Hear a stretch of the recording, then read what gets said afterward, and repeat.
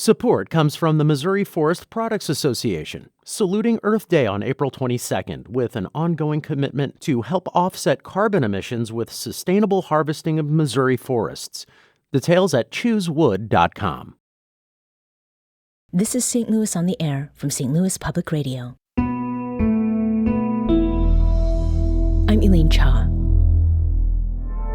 What is the use of that property and how should we classify it? My wife and I, we are Airbnb entrepreneurs. So it goes from 19% to 33%. And we are a small family business. Plus the commercial surcharge. We needed the buy-in from the platforms if we were ever going to enforce anything that we were going to do here. I do worry that it will squeeze out people like us that are just making a modest profit and survive. The intent is to, treat these businesses just like we would treat any other business.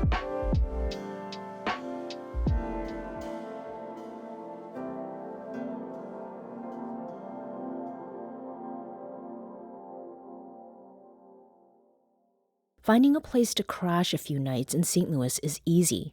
A quick Airbnb or Vrbo search yields nearly 500 spots within city limits that I could rent this very week. Now, finding one regulated by the city, one that's not run by an LLC or being juggled among multiple units by an absentee owner, that is not happening, at least not right now. St. Louis is currently one of the few municipalities in the region that doesn't regulate short-term rentals. But that could change. The Board of Aldermen is back in session, and short-term rental regulation is on the agenda. In the meantime, the City Assessor's Office has been trying to keep the owners of short-term rentals accountable. Here in studio to talk with us about that work and what it involves, we have the Assessor for the City of St. Louis, Michael Dauphin. Michael, welcome to the program. Hi, thanks for having me, Elaine. Now, Michael, we've mentioned platforms like Airbnb and Vrbo, and these allow people to rent out their own homes and apartments. That doesn't make it a short-term rental, but when does that line get crossed? What is it that makes something a short-term rental?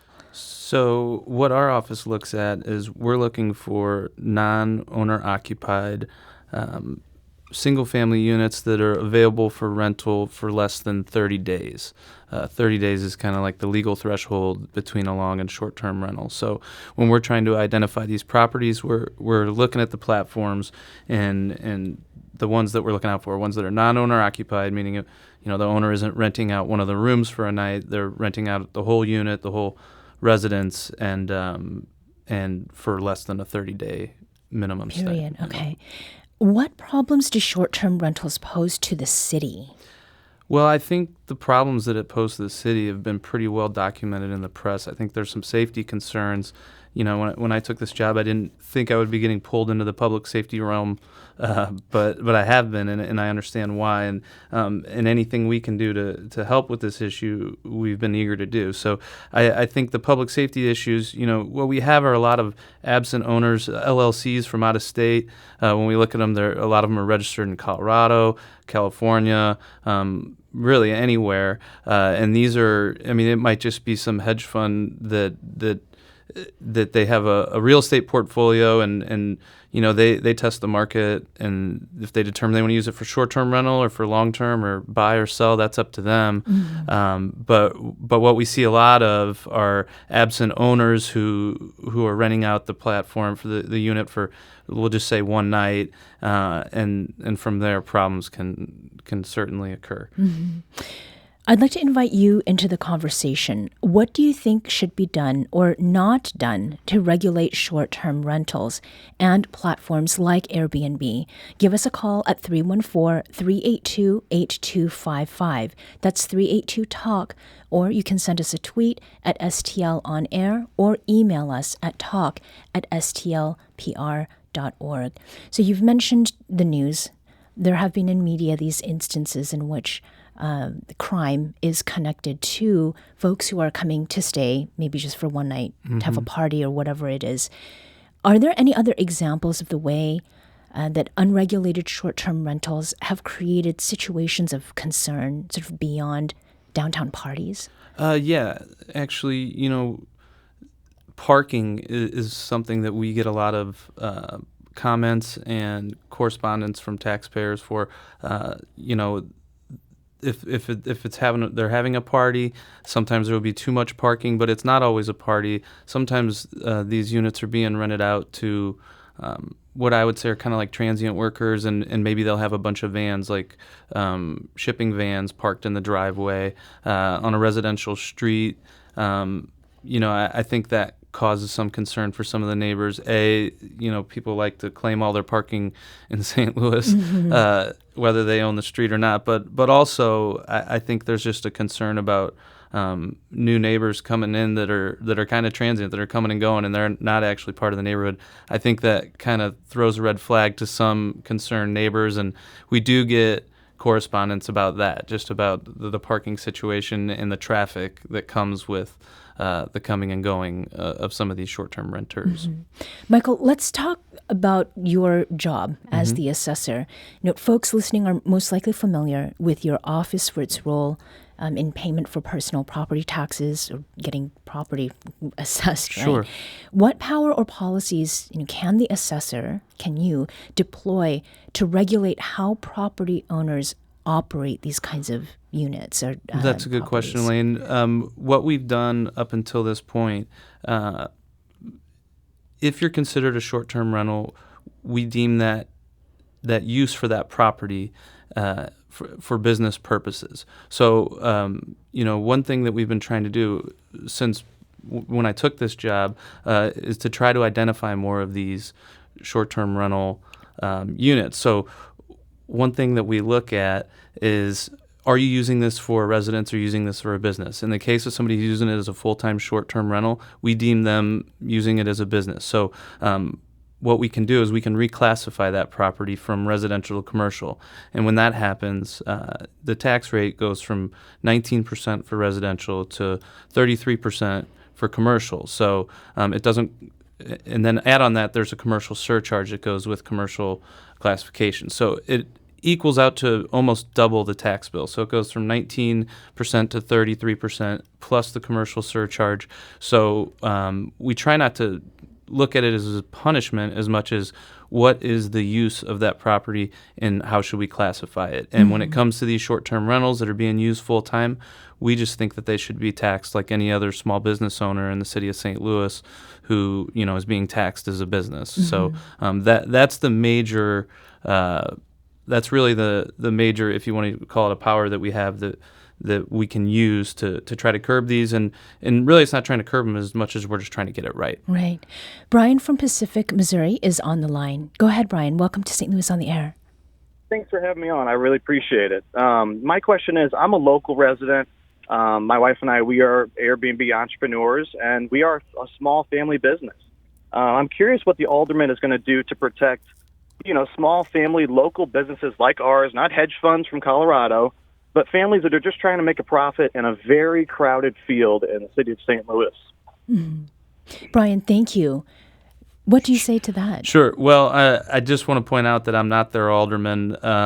So, I don't know if he's had this conversation with the alderman in whatever area they own these properties. But what I'm more here to call balls and strikes and just try to get it right. So what I can tell you is there have been a lot of property owners like Brian who have reached out to our office who welcome regulation. It's kind of the Wild West right now. There's a lot of people that come into City Hall and they want to file all the proper paperwork. They want to get the proper permits and they want to do it right. They just need a little bit of guidance. And, there's multiple offices in City Hall that you would need to deal with to check all these boxes to make sure you're doing it right. So,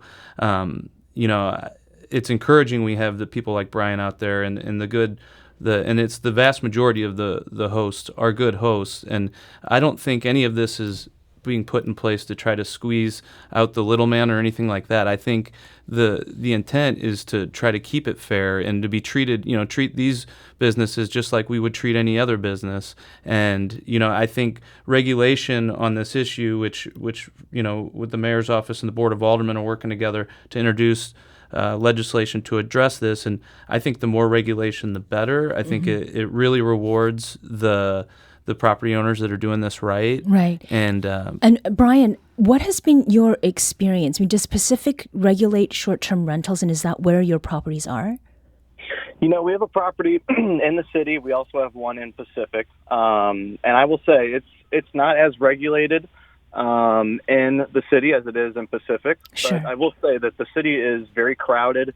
I'm hearing about the 33% tax. I mean, I just know that, a regulation is good in many ways, but I do worry that it will squeeze out people like us that are just making a modest profit and surviving. Right. Brian, thank you for calling.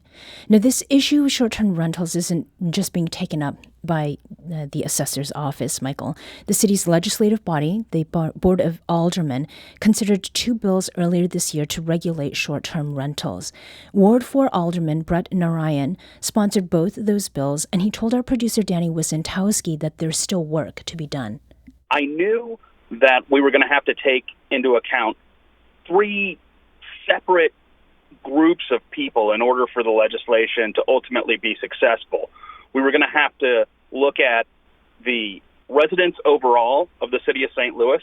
We were going to have to look at short-term rental operators, and we were going to have to look at the platforms themselves.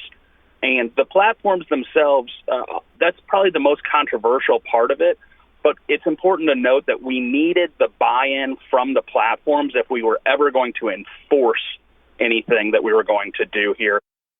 That was Ward 4 Alderman Bret Narayan. Now, I should point out that the bills he introduced earlier this year did propose some specific changes, and they included a requirement for a permit to run a short-term rental, a ban on one-night stays, and restricting absentee owners to owning 4 units, as well as requiring them to get a business license. Alderman Narayan says he expects more changes and a new version of the bill.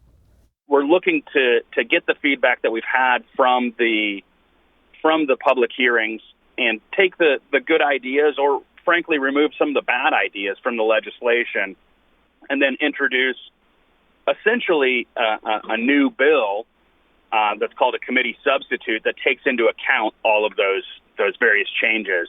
At the moment, we've been working on the committee sub, and there's about 40 different changes from when it was initially introduced to where the bill sits at right now in committee. And that again was Ward 4 Alderman Bret Narayan.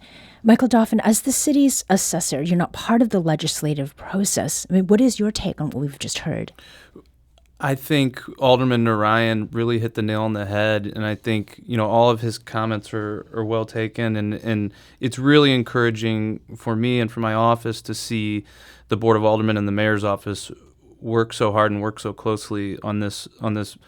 It's robust and it's practical legislation. I think we would welcome any kind of regulation we can get. For example, we have a few hundred short-term rentals that we have moved from residential to commercial classification, but we know there are so many more out there. Currently, the process involves, it's not overly scientific at all. It just takes good old-fashioned internet sleuthing, where we have someone in our office who's literally getting on the formats, whether it's VRBO or Airbnb, HomeAway or whatever, and going through each listing and trying to identify properties just based on the photos. So from there, if we can't identify it, we're using Google Maps, we're using, the resources we're using are really no different than what anyone else would have. And if we need to, we'll actually go out and try to find the property on the street, right, because a lot of them don't publish the address. So then I think that gets to a question then about the platforms. And we heard Alderman Narayan talking about getting the platforms themselves involved. I mean, do you agree with that? Yeah, of course I agree. And hopefully the platforms, our experience, the Airbnb folks came in last year at some point, and we sat down with them and had a good discussion. Typically, these regulations that are being proposed, I don't want to do all the speaking for Airbnb, but my experience was a lot of the terms that were kind of pitched to them that were being considered for this legislation, they were fully in support of. So, it's not a good look for the platforms when these problems pop off. So I think they're just as eager to address these issues as anyone. Mm-hmm. And so the cities need to get input from the companies. What is that? I mean, you've talked about how folks in your office are spending their time. Is that where it ends, or what else is there? Well, I think this legislation that they're trying to pass would address a lot of the issues. One thing, I mentioned that we have, under a few hundred that we have put onto commercial classification. Part of what this bill would do, it would enable the building division to hire a third-party vendor to. There are different vendors that identify these short-term rentals, and they have way more resources than we do in terms of identifying these properties. So I think just out of the gates, if this were to pass, we would have the software from the vendors to identify these, so there's not so much good old-fashioned sleuthing, and we're not out there on the streets. These vendors can actually identify the address and how many rentals. They get a lot of data. Having that data would be super helpful for our office and for the city. Now, there are opponents to regulation. The St. Charles City Council restricted short-term rentals last year and approved about 80 applications, according to reporting by the St. Louis Post-Dispatch. And this May, St. Charles regulated them even more strictly. And the City Council froze all permits for 1 year, quote, to give the city more time to evaluate potential effects. What do you think about that kind of a moratorium? I think, as with a lot of different issues, St. Charles, they're going to have different issues that we're going to have here in the city of St. Louis. I'm sure they have plenty of applications, and I wish we had applications. What we have right now, we can see permits that are pulled and licenses, but from our perspective, I don't think anybody is trying to shut down short-term rentals from the city. We want this to be an option for travelers and local folks alike to have. There just needs to be more regulation. And I don't think shutting the whole thing down, I mean, the lawyer in me is not sure if that's legal for one, but I want it to be clear that the vast majority of these hosts and the people running these units, they're good local folks that are just trying to do it right.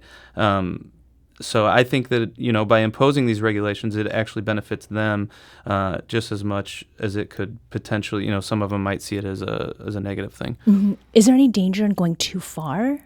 Well, yeah, I would think, you'd run into some legal issues if you were to completely shut it down and tell somebody they can't use their property a certain way. Mm-hmm. But I'll let the legal department figure that out. Okay. And just as a final question here, how would passage of regulation change your work at the assessor's office in a way that would benefit city residents overall? Well, that's a good question. There are a couple of different ways. The more regulation would lead to us just having a better handle on where these units are. That would, if they have to go through and apply for these permits all through, right now there is no governance necessarily besides local police departments or whatever. But this bill would actually put some power into the building commissioner's hands to have the ability to revoke these permits if somebody's violating city laws or noise ordinances.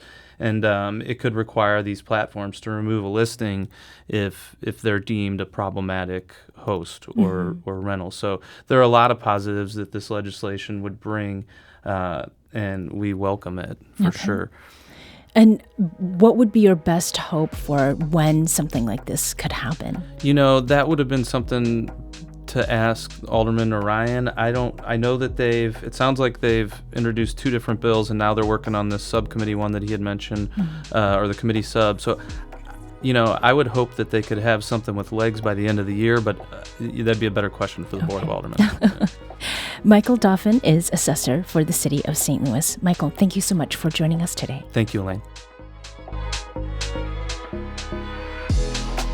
This episode was produced by Danny Wissentowski. Audio engineering and podcast design by Aaron Dorr. Our executive producer is Alex Hoyer. St. Louis on the Air is a production of St. Louis Public Radio. Understanding starts here. St. Louis on the Air proudly supports local artists by using music from Life Creative Group. Do you find yourself regularly listening to episodes of St. Louis on the Air?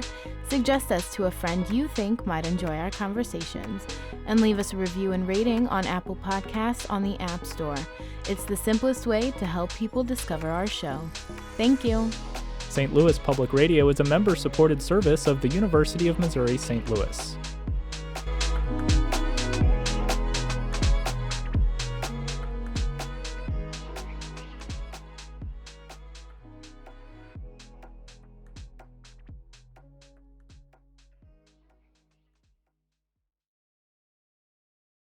Support comes from the Missouri Forest Products Association, saluting Earth Day on April 22nd with an ongoing commitment to help offset carbon emissions with sustainable harvesting of Missouri forests. Details at choosewood.com.